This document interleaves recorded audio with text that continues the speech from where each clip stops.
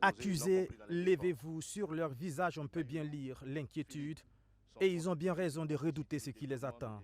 Détournement des deniers publics, complicité des détournements des deniers publics, blanchiment de capitaux, usage des fonds en écriture publique.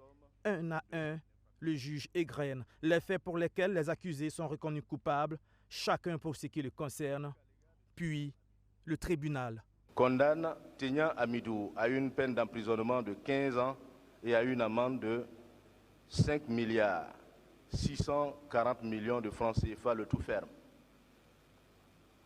Tarpaga Ouedraogo Petronil a eu une peine d'emprisonnement de 11 ans et a une amende de 286 80 000 francs CFA, le tout ferme. Ouedraogo Salifou a eu une peine d'emprisonnement de 8 ans et a une amende de 347 675 000 francs CFA, le tout ferme.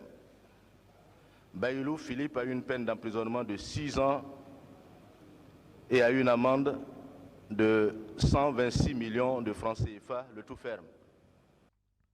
Finalement, le tribunal s'est montré beaucoup plus clément que le procureur qui avait requis des peines de 30 ans, de 20 ans, de 15 ans et de 11 ans de prison, le tout ferme. Qu'à cela ne tienne, les coupables sont aussi condamnés à payer 1 franc au Renlac et un peu plus de 2 milliards de francs CFA à l'État.